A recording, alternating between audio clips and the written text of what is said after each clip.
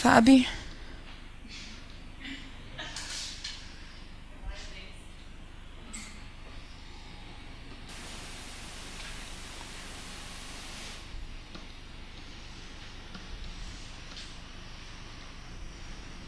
Quantas informações nós temos aí? Quais são as informações? Uma informação é sobre o filme e a outra informação é sobre o eu. É sobre o eu não sei. Esse sabe informa algo? Não. Então, esse sabe aí, ele pode ser classificado como uma partícula expletiva, como um termo de realce. Na linguística, nós chamamos de marcador de discurso. Porque, de vez em quando, nós falamos isso, né? Não sei não, sabe? O sabe é verbo, é verbo. Mas aqui está informando? O que é verbo? É a classe gramatical que passa uma informação. E essa aqui não está agregando informação. Essa aqui só está marcando o meu discurso e está enfatizando, identifica aí um processo de partícula expletiva mesmo. Uma outra questão é que nem sempre os verbos, nem sempre a oração é visual. Na de cima eu tenho duas. Porque eu tenho duas informações. Uma sobre o eu não sei, e uma sobre o filme. O filme poderia ser melhor. É esse saber que não está informando. O acho. São três, exato. Eu tinha suprimido o acho. Vou à praia, mas não amanhã. Quantas orações eu tenho aí? Por qual motivo? Porque eu tenho duas informações. A informação de que eu vou à praia, mas eu não vou à praia amanhã. Eu vou à praia em outro dia, mas não vou amanhã. Eu tenho verbo aqui? Não, mas eu tenho informação, não tenho? Eu não tenho só informação. Uma outra coisa que a gente costuma fazer bastante. Ela fará medicina. E você, letras. Quantas informações eu tenho aí? Quantas informações? Duas informações. A de que ela fará medicina e a de que você fará letras. Olha, é muito comum eles perguntarem se a pontuação está marcando a supressão de um termo. No caso, essa vírgula aqui marca a supressão de um termo, não marca? Marca justamente a supressão do verbo fazer. Para ficar visualmente mais agradável, é interessante até que você, no lugar dessa primeira vírgula, coloque um ponto e vírgula. Não fica mais agradável a leitura? Eu sei que lá eu tenho uma ideia, aqui eu tenho outra ideia, e que existem aí duas orações, mesmo quando eu não vejo os verbos. Posso ir, não posso? Na verdade, voltar. Essa tabela aqui é uma tabela que vocês precisam realmente compreender, porque ao compreender a forma como essas palavras estão relacionadas, vocês compreendem a base conceitual. E o interessante em português não é decorar uma regra, é compreender um conceito, porque se você compreende o conceito, chega lá na prova, independente do texto, do contexto que vão encontrar, vocês vão saber o conceito e vão conseguir fazer a questão. Vamos lá, tá? Esse processo aqui é da comunicação. Eu tenho uma comunicação que precisa ser passada. E eu tenho dois grupos principais. É o grupo da minha informação e o grupo da coisa sobre a qual eu informo algo. O grupo da informação é o grupo do meu verbo. O grupo da coisa sobre a qual eu informo algo é o grupo do substantivo. Existem relacionados a esses dois grupos algumas classes gramaticais que eu vou chamar de modificadores. Modificador nominal só se relaciona com qual palavra? Substantivo. Ele não pode se relacionar com o verbo. Se ele se relacionar com o verbo, ele deixa de ser um modificador nominal. E é isso, justamente, gente, que facilita a compreensão de frases como eu falei certo o poema. Aqui eu não estou analisando se a frase está certa ou errada de acordo com a norma culta. Eu vou analisar as relações apresentadas. Eu posso dizer que certo é um adjetivo? Certo é um adjetivo? Para ser adjetivo, ele tem que se relacionar com qual palavra? Com o nome, com o substantivo. Esse certo está se relacionando com o nome? Não, esse certo está se relacionando com falar. O falar é verbo, então não posso dizer que certo é um adjetivo. Aí, se você troca o certo pelo correto, correto é um adjetivo? Ele se relaciona com qual palavra aí? Se relaciona com a palavra falar, e falar é verbo. Mas, ó, eu falei o poema. Se você trocar a posição, aí você tem uma mudança de sintaxe. Às vezes, o que é que eles perguntam? Mudando a frase para eu falei o poema, certo? Nós mantemos as relações morfossintáticas. Mantemos? Não, porque esse certo vai passar a se relacionar com poema. Eu não mantenho as relações morfossintáticas e eu não mantenho as relações semânticas, porque a ideia é diferente, não é? Se eles se comportam de formas diferentes, eles são diferentes. É essa a grande frase de português. Eu não posso encarar as estruturas diversas da mesma maneira, porque cada estrutura vai ter que ser analisada da sua maneira, tá? A sua maneira. Eu tenho, portanto, um certo e um correto que não estão se relacionando com o substantivo, e sim com o verbo. Portanto, ele vai ser chamado de modificador verbal. Qual é a classe gramatical que estabelece para mim uma ideia de modificador verbal? Advérbio. Gente, olha o detalhe. De acordo com a norma culta, eu não poderia apresentar certo e correto, porque essas são formas de qual palavra? São formas de um adjetivo. São formas, tá? Eu teria que apresentar com um formato de advérbio. Então, no lugar de correto, eu teria que apresentar aqui, olha, corretamente. Eu posso substituir o certo por certamente? Não, porque eu mudaria a semântica. Eu daria uma ideia de afirmação. Estão conseguindo observar a estratégia, né? É sempre uma questão de estratégia. Eu tenho aqui, portanto, de acordo com a norma culta, certo e correto não estão adequados, mas de acordo com a percepção de sintaxe e de morfologia, eu posso classificar como um modificador verbal. Aqui sim, eu tenho um modificador nominal. Deu para entender direitinho? Deu para entender, não é? Reparem só.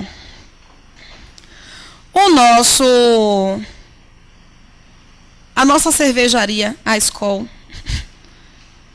ela apresentou a frase de que a cerveja desce como redondo ou redonda? Quem acha que é redonda, levanta a mão. Quem acha que é redondo, levanta a mão. Quem não acha nada, só para eu perceber. É o frio ou o quê? É a cerveja desce redonda ou redondo? Aí você tem que analisar com qual palavra o termo está se relacionando. Ó, reparem só. Os modificadores nominais, eles se relacionam com qual classe gramatical? Modificador nominal se relaciona com o substantivo. Se ele se relaciona com o substantivo, ele tem que concordar com o substantivo. Se o meu substantivo é feminino, o modificador vai ser feminino. Se o substantivo for masculino, masculino. Se for plural, plural. Eu só não tenho a obrigação de concordar no grau. Porque eu não preciso dizer que a menininha bonitinha chegou. Eu preciso?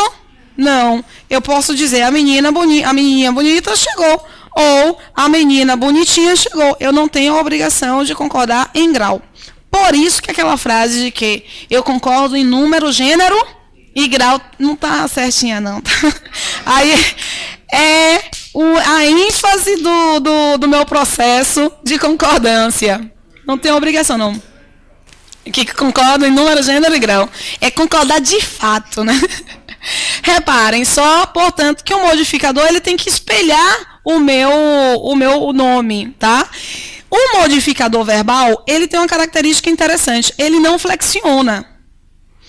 O geralzão da observação é não flexiona, ou seja, não muda a forma.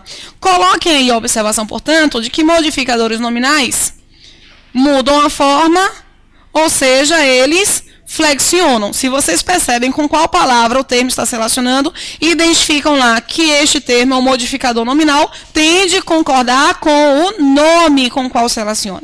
Já o modificador verbal, ele não flexiona. Por que é importante nós observarmos isso? E olha que é uma questão de base mesmo de compreensão daquela tabela. É você perceber que existem dois grupos principais para eu me comunicar. O grupo da... todo mundo junto e misturado? O grupo da... Qual é a parte do junto e misturado? Vocês não entenderam. Vamos lá. O grupo da... E o grupo da... O grupo da informação é o grupo do meu verbo. O grupo da coisa sobre a qual eu informo algo é o grupo do substantivo. Esses dois grupos vão ter palavras que com eles se relacionam. Eu tenho aqui com os seus núcleos se relacionam. Eu tenho aqui o campo dos modificadores nominais e dos modificadores verbais. Na verdade, modificador verbal. Modificador nominal se relaciona com o substantivo concordando em gênero e em número. E o modificador verbal, ele flexiona? Não, porque ele não está se relacionando com a coisa para indicar se essa coisa é feminina, masculina, plural ou singular. Belezinha? Vamos voltar para a criação da escola. Esta palavra aqui se relaciona com qual termo? Com a cerveja, tem certeza? Repare, na construção, a cerveja desce gelada. Eu posso dizer que a cerveja desce e posso dizer que a cerveja é gelada. Mas eu posso dizer que a cerveja desce e a cerveja é redonda? Porque a cerveja é líquida. Então, não tenho essa possibilidade de conferir redonda como uma característica da cerveja. Eu tenho a cerveja desce e ela desce redondo. Por que redondo? Porque isso aqui não é um modificador nominal. Isso aqui é um modificador verbal. Esta não é uma pergunta sobre está correto ou não está correto. É uma pergunta sobre uso. Porque, de acordo com a norma culta de língua portuguesa, poderia ser redondo? Não, teria de ser redondamente. Para marcar que ali existe um advérbio. Mas eles estão sempre procurando saber norma culta? Não. É justamente uma variante, a observação sobre a utilização da língua. Deu para compreender direitinho? Posso seguir, né?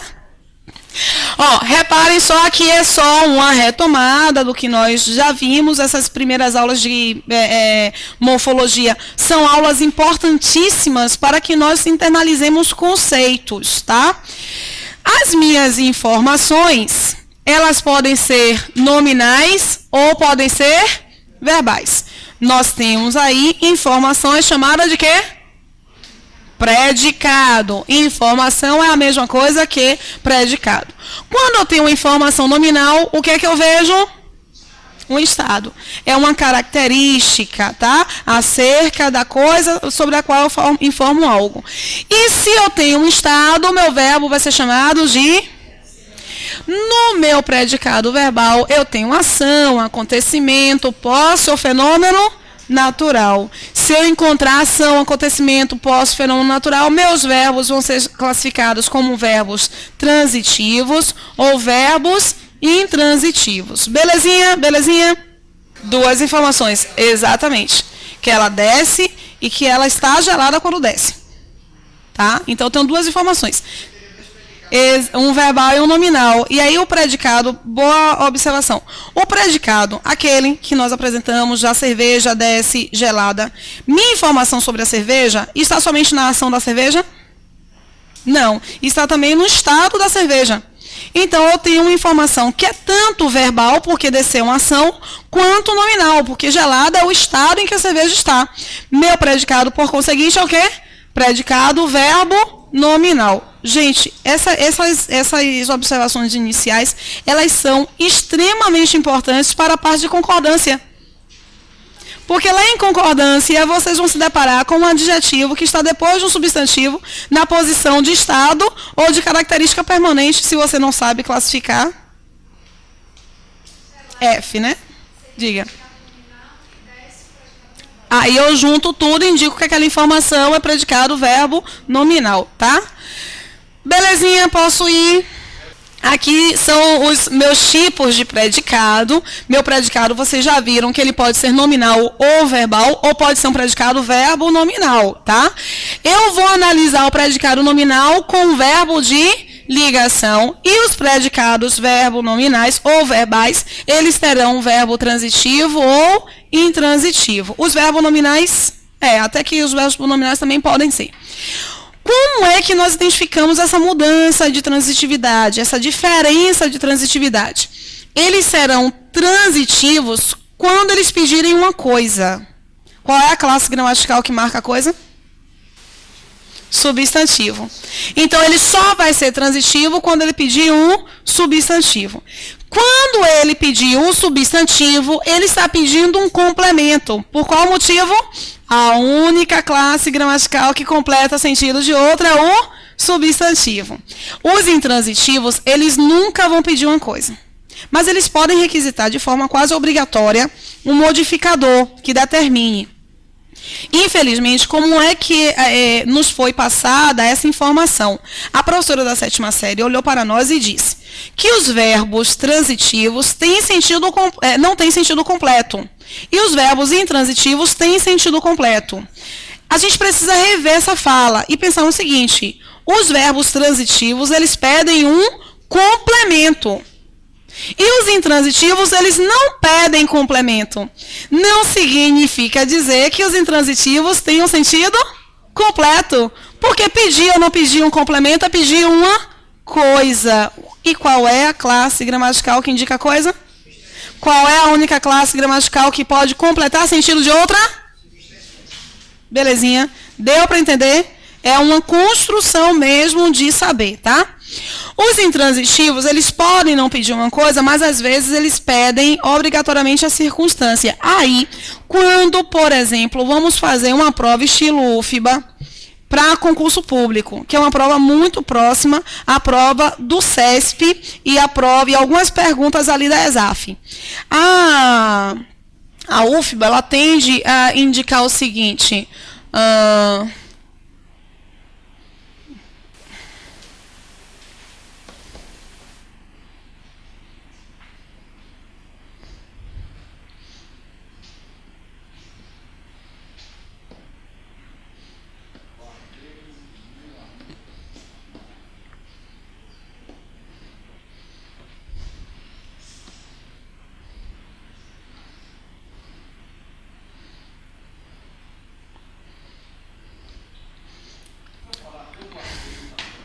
Eu guardei ou eu guardei, ou tanto faz. Porque esse eu não vai atrair, não. Gente, vou contextualizar, porque compreender português é necessário também você compreender o contexto do processo. Chego em casa, sou estudante, chego em casa e minha mãe pergunta sobre o meu livro. E eu respondo: guardei-o em meu armário, pois fiquei na escola durante todo o dia. Substituir livro por o. É uma substituição. E qual é a classe gramatical que pode substituir um substantivo? Qual é a classe gramatical que pode substituir o substantivo? Qual é a classe gramatical que pode substituir o substantivo? Pronome. Porque o artigo substitui, ele acompanha, tá? Eu tenho guardei-o, ele encontro aqui um pronome, que é aquilo que está para o nome, portanto, para o substantivo. Ele pode acompanhar ou substituir. E aqui ele está substituindo.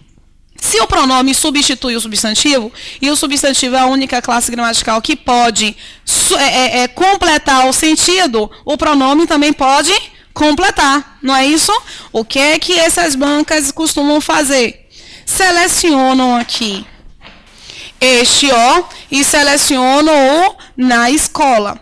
E afirmam: as estruturas selecionadas, ambas completam o sentido dos verbos com os quais se relacionam, respectivamente com o verbo guardar e o verbo ficar. Verdade? Por que não é verdade? Porque advérbio não completa. Advérbio modifica. Ele pode determinar. Porque se eu digo aqui, fiquei, quem fica, fica em algum lugar. Essa informação é importante para mim, não é? Eu não posso dizer fiquei apenas. É importante, eu preciso saber onde é que eu fiquei. Ah, você pode dizer que ficou com uma pessoa, mas é a ideia de companhia.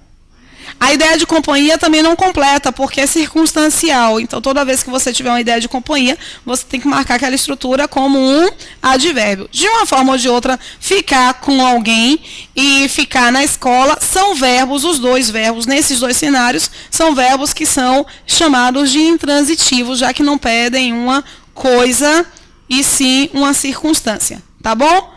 Coisa de companhia não serve. Você olhou, né? Coisa de companhia não serve. Porque marcar companhia é marcar uma circunstância, tá? Eu tenho aqui o na escola que não completa. Na escola é o modificador verbal. E vivo repetindo isso para vocês. Modificar é completar? Modificar é adicionar, agregar, alterar, pode até ser determinar, mas não é completar. Porque a única classe gramatical que completa sentido de outra é o substantivo. Como o pronome substitui o substantivo, o pronome pode completar. Palavras substantivadas, elas podem completar. Por quê? Porque essa noção do substantivo é o que nós precisamos analisar direitinho. Belezinha? Posso seguir, não posso? Vamos lá.